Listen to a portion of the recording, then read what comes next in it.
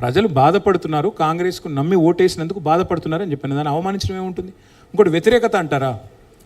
వ్యతిరేకత అందరి మీద వస్తుంది బ్రదర్. ఇప్పుడు ఎవరు దేవుడు కాదు. మరి మానవ ప్రయత్నం మనం చేస్తాము. చేసిన తర్వాత కొన్నిసార్లు ఫలితాలు వస్తాయి, కొన్నిసార్లు రావు. 14లో గెలిచాము, 18లో గెలిచాము, 23లో వి లాస్ట్ బై విస్కర్, ఒక వెంట్రుక వాసి తేడాతో ఓడిపోయాం. దానికి మేమేం బాధపడట్లేదు. బాధ ఎక్కడ అనిపిస్తుంది అంటే ఈ దుర్మార్గులు మొత్తం తెలంగాణ భ్రష్టు పట్టిస్తుంటే బాధ అనిపిస్తుంది. అంతకంటే ఏంటి? యాకే స్వామి,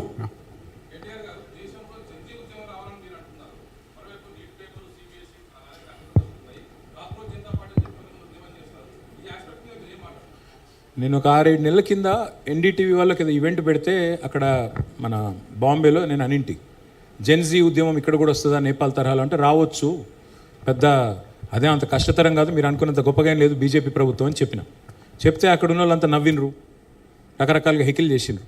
కానీ వాళ్ళు చూడండి ఏమవుతుంది, కాక్రోచ్ జనతా పార్టీ అని పెట్టి ఒక మాట సిజేఐ గారు ఏదో అంటే ఆ మాట మీదకి వెళ్ళి ఒక పార్టీ పెడితే, సరే ఆన్లైనే కావచ్చు, అది ఆఫ్లైన్ లేకపోవచ్చు, కానీ దానికి ఇప్పుడు 14 మిలియన్ ఫాలోవర్లు. భారతీయ జనతా పార్టీ కంటే ఎక్కువ ఫాలోయింగ్ ఉంది ఇప్పుడు దానికి సోషల్ మీడియాలో.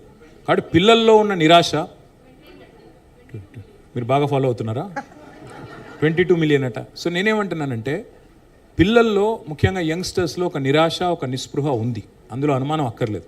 ప్రభుత్వాల మీద విసుగు ఉంది, ప్రభుత్వాల మీద కోపం ఉంది. దాన్ని ఎవరు ఛానలైజ్ చేసుకుంటే వాళ్ళు నెగ్గుతారు. అది కాక్రోచ్ జనతా పార్టీయా, భారతీయ జనతా పార్టీయా, భారత రాష్ట్ర సమిత, భవిష్యత్తు చెప్తుంది. అంతకంటే ఏం చెప్పాలి? సతీష్,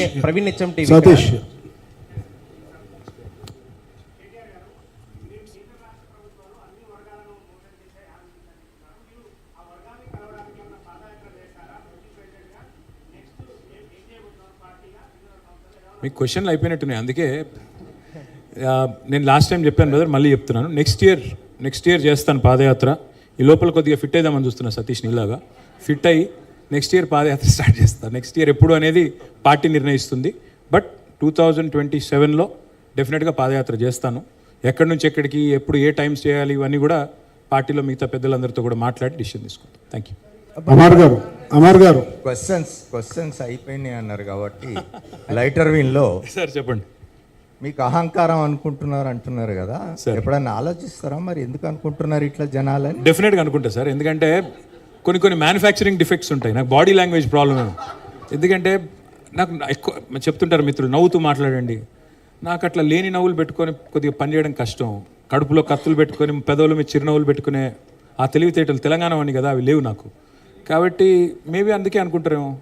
అంటే కొన్ని సందర్భాల్లో నిజం నిక్కచ్చిగా చెప్తే కూడా కొంతమందికి నచ్చదు. నేను ఎక్కడ ఏం అహంకారం చూపెట్టాను, పోనీ ఒక ఉదంతం చూపెట్టండి అంటే ఎవరు చెప్పరు. కానీ నీకు అహంకారం ఎక్కువ, అట్లా పర్లేదండి, అలవాటు అయిపోయింది ఇప్పుడు. ఓకే, సార్ అయిపోయింది, చాలా క్వశ్చన్లు అయిపోయింది. లంచ్ మీటింగ్ ఉంది.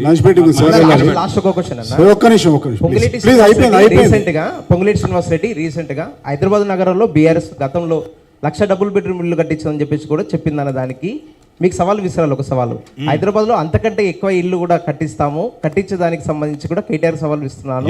వచ్చే ఎన్నికల్లో పోటీ చేయడా చేస్తారా? రైట్. ఇది మీ పొంగులేటి శ్రీనివాస్ రెడ్డి గారు హౌసింగ్ మినిస్టర్ గారు ఇచ్చిన స్టేట్మెంట్. నకరేకల్ ఈనాడు పేపర్ ఇది, మళ్ళా నమస్తే తెలంగాణ అనుకునేరు. ఈనాడు పేపరు నకరేకల్లో, ఇది మే 2025 అనుకుంటా. 20 లక్షల ఇందిరమ్మ ఇల్లు ఇచ్చాకే అసెంబ్లీ ఎన్నికల్లో ఓట్లు అడుగుతాం. ఇది పొంగులేటి శ్రీనివాస్ రెడ్డి ప్రకటన, గృహ నిర్మాణ శాఖ మంత్రి.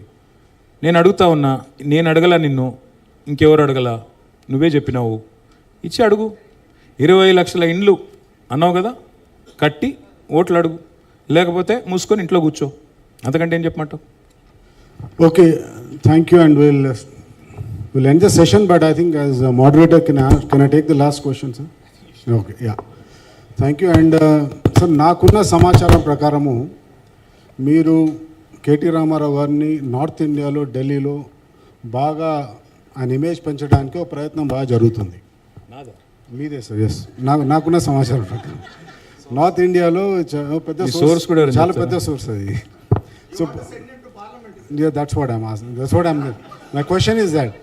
సో దీని వెనుక ప్రయత్నంలో వాళ్ళు అనుకుంటుంది ఏంటంటే, ఇది రేవంత్ రెడ్డి కుట్ర లేదు సార్. నార్త్ ఇండియాలో అనుకుంటుంది ఏంటంటే బీఆర్ఎస్ బీజేపీ కలిసి పోటీ చేస్తాయి నెక్స్ట్ సంవత్సరం, నెక్స్ట్ ఎలక్షన్స్లో. సో అప్పుడు కేసీఆర్ గారు ముఖ్యమంత్రి ఉంటారు, ఇంకెవరు ఉంటారో తెలియదు. అప్పుడు కేటీఆర్ గారు రోల్ ఇక్కడ ఉండదు. So he'll go to the centre. So as a part of that he wants, అంటే మీకున్న ట్రాక్ రికార్డ్ ఐటీ మినిస్టర్ కానీ as a very eloquent speaker, ఇవన్నీ మీకు ఒక నేషనల్ అసెట్గా అన్ని పార్టీలకు, మీ పార్టీ కూడా కలిసి వస్తుంది. సో ఇందులో భాగంగానే మీరు పార్లమెంట్కి వెళ్తారు, అక్కడ ఐటీ మినిస్టర్ కానీ ఇంకా సమ్ యూనియన్ మినిస్టర్లో ఒక పెద్ద రోల్ తీసుకోబోతున్నారు అనేది. అందులో భాగంగానే మిమ్మల్ని నార్త్ ఇండియాలో బాగా ప్రొజెక్ట్ చేయడానికి ఒక ప్రయత్నం జరుగుతుంది అనేది నాకున్న సమాచారం సార్. చాలా పెద్ద సోర్స్ ఇది. సో దీనికి ఏమైనా నిజంగా మీరు ఏమంటారు? ఉంటే నిజం చెప్పండి. నిజమే చెప్తాను, నిజం తప్ప అబద్ధం చెప్పను. మీరు భగవద్గీత ఉంటే తెచ్చిపెట్టండి అనుకుంటుంది. రవికాంత్ రెడ్డి గారి సోర్స్ ఎవరో నాకు తెలియదు, బట్ ఆ సోర్స్ ఎవరైతే ఉన్నారో వారు నిజంగా ఒక సినిమా స్క్రిప్ట్ రాస్తే బాహుబలి కంటే పెద్ద హిట్ అవుతుంది. అసలు బీజేపీ బీఆర్ఎస్ పొత్తు పెట్టుకున్నాయి, నేను పార్లమెంట్ పోటీ చేసినా, గెలిచిన తర్వాత నేను కేంద్ర మంత్రి అయిపోయినా. ఇంతకంటే ఇమాజినేటివ్ స్క్రిప్ట్ ఎవరు రాయలేరు. ప్రయత్నం కాబట్టి ఆ మిత్రుడిని మంచి సినిమా స్క్రిప్ట్ తయారు చేయమనండి, మీరు ప్రొడ్యూస్ చేయండి. ఎవరైనా హీరో కూడా, మీ జర్నలిస్ట్ ఎవరైనా మంచి వాళ్ళని చూసి పెడదాము, సూపర్ హిట్ అవుతుంది. అంటే మీరు సెంటర్ పోయే ప్రయత్నం ఏం లేదా సార్? అంటే అట్లా ఆలోచన కూడా లేదా సార్? మా పరిధి చాలా చిన్నది. నేను చాలా చిన్న మనిషిని, చిన్న పరిధి. ఈ చిన్న రాష్ట్రమైన తెలంగాణలో ఇక్కడే ఉంటా, మీతోనే ఉంటా. మీకు అభ్యంతరం ఉంటే మీ ప్రెస్ క్లబ్ రాకుండా బయట. నాకే అభ్యంతరం ఏం లేదు. Thank you very much. నాకు ఒక చిన్న మీటింగ్ ఉంది, దయచేసి.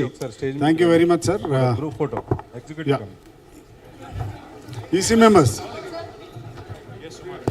మెంబర్స్ అందరూ స్టేజ్ మీకు రండి, మిగతా అందరు కింద ఉండండి.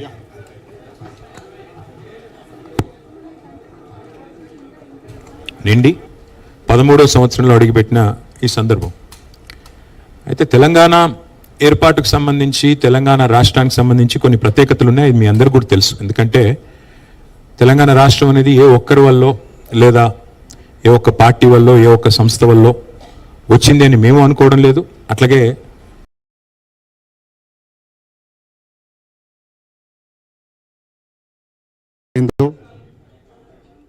ఆకాంక్షలు నెరవేరుతున్నాయా? ఇక్కడ నా దారి తప్పాయా? లేకపోతే రాజకీయ నాయకులతో పాటు తెలంగాణ ప్రజలు కూడా దారి తప్పారా అనే క్రమంలో ఒక్కసారి మనకు తట్టి లేపే దిశగా ప్రెస్ క్లబ్ హైదరాబాద్ ఈ కార్యక్రమాలు నిర్వహిస్తూ ఉంది.